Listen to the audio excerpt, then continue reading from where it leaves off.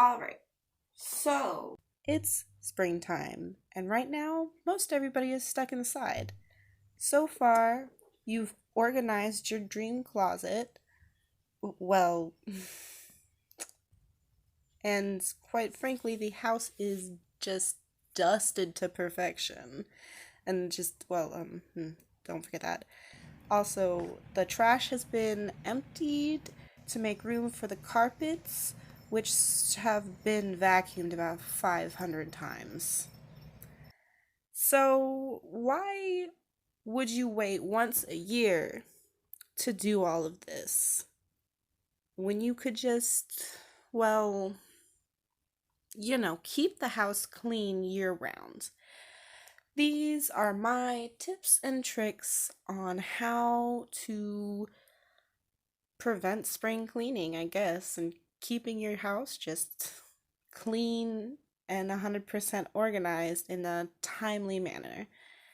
This daily chore list usually only takes me by myself in my small apartment about an hour and a half, 2 hours, depending on whether or not I have things to do outside, like mow the lawn. That can take quite a while. Anyways, all you're going to need is a monthly calendar, a couple sheets of paper, and probably about 15 to 30 minutes, depending on how many rooms you have in your house. So, first, I'm just going to list all of the different rooms that I have, and then I will be going in with just the different things that I want to clean. I've also created the miscellaneous section for anything that just needs some extra sanitization and doesn't fall under any of the other room categories. So when it comes to the kitchen, you really want to think about some stuff. Organizing cabinets is something people don't do often. Cleaning under the fridge and the stove is also something that should be done pretty regularly. The bedroom, well, it's a bedroom. I like to keep mine organized and the clothes in the hamper, but I before this didn't often dust my fan, so that could be a suggestion. The living room, it kind of helps to generalize some of the areas so that it doesn't seem so overwhelming with such a large task list. Oh, excuse me. Task list. The bathroom, quite frankly, everything needs cleaned in there, if you ask me, so also maybe generalize that as well. I like to do a lot of gardening, so I put a bunch of stuff in my yard. And miscellaneous, it has a lot to do with, well, I guess general cleaning. So I have a bunch of my dog's things that need cleaned, like his crate and his toys need to be picked up. The laundry needs done, and door handles, floors, walls, blinds, that kind of thing. The next thing I'm doing is creating the frequency list. And what you're going to do is take all of the chores off the chore list and categorize them into daily, every 2 days, every 3 days, so on and so forth until you get to the chores that you want to do monthly. And I think a better way to explain this is basically the chores on the chore list, you want to put them where you want to do them. I guess I don't know how it's better to explain it. But so take the daily, for example. I'm putting dishes and make the bed, and those are things that I like to get done every day. Just the things that when you wake up and they're done, your day is made. And every 2 days, that's kind of like things that don't get as messy, things that don't need cleaning every day. That kind of still goes for every 3 day, every 4 day. 5 days through 7 days. Those are things that you want to get done at least once a week, if not twice a week. So things like, well, laundry, for example, or mowing the lawn, and like, I don't know. You'll see, like, I got the dish rack. Dish racks don't need cleaned every single time you use them. No, you know, but they do get scummy. So cleaning it once a week it's pretty good for me. Keeps it nice, keeps it usable, and my silverware just deliciously clean. And twice a month, those are things that, you know, don't get dirty, but they do get cluttered. So the fridge, bed sheets, I actually like to do my bed sheets probably once every week, but I have two sets of bed sheets. So washing them and changing them is kind of different. But the next thing you're going to do is you're going to take your dailies and just list them next to the monthly chore sheet.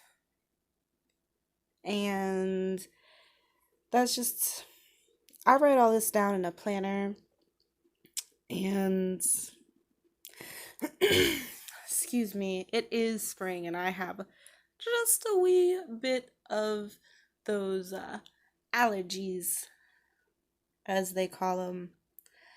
But so things that are every 2 days, you just pick a Monday or a Tuesday and you write them out. I like to try and do even numbers on my every 2 days and every 4 days, or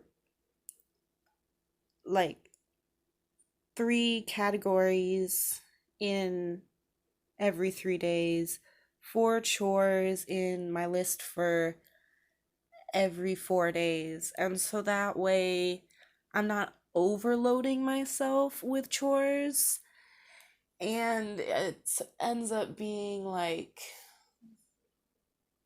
maybe at the most 7 to 10 things I have to do that day, not including daily chores, which are just kind of, now they're just in the rhythm. You know, it's just what I do. Which can be overwhelming at first, and it did take me quite a while to get used to the whole process of doing it, but you know, it's ends up just being what you do. Um, and so just like adding things on there, I try and add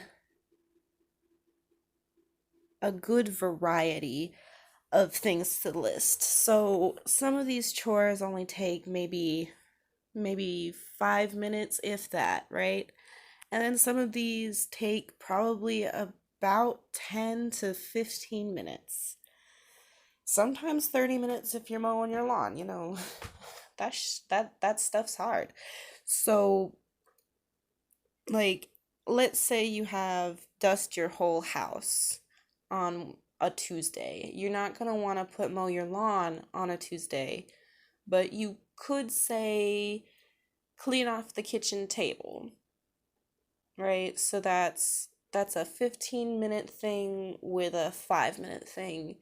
and it just really evens out the whole day if you just continuously do that. And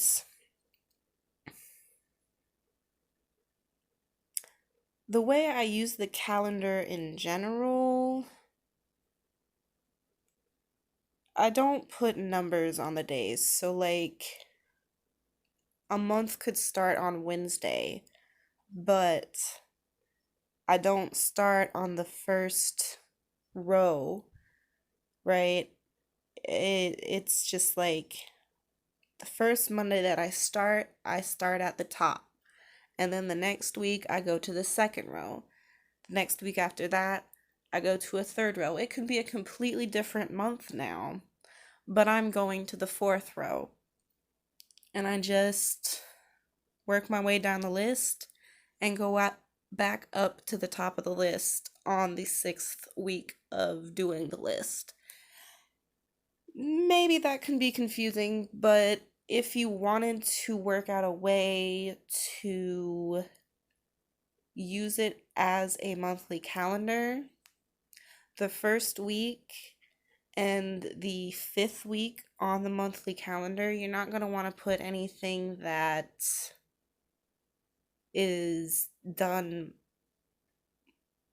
more than 6 times a week, So that way, every month you are still getting those things done.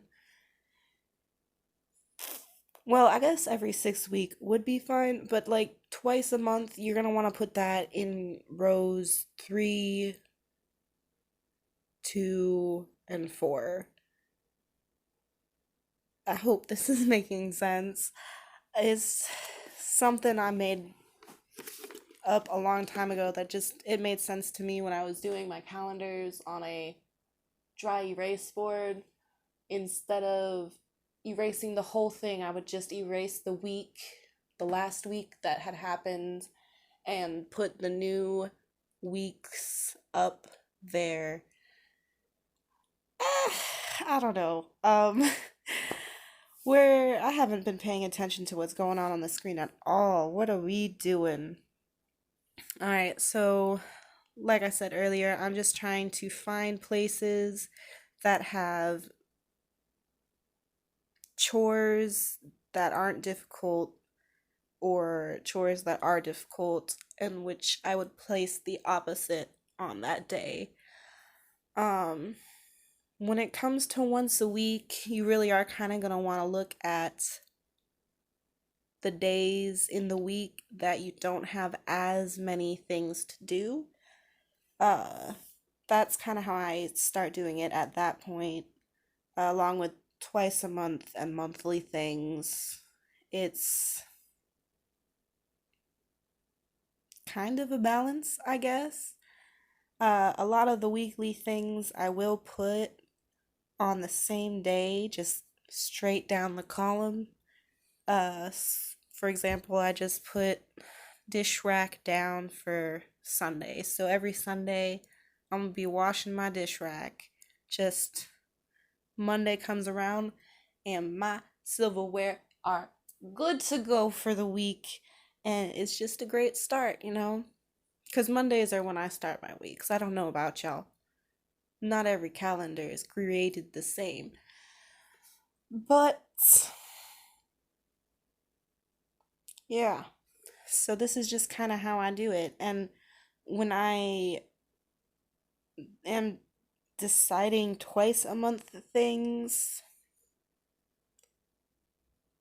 I just try and find the places that either don't have as much time consuming projects, or the days that don't have as many things to do. Um, yeah. Monthly things. Monthly, I just always look for the places that have the least chores in them.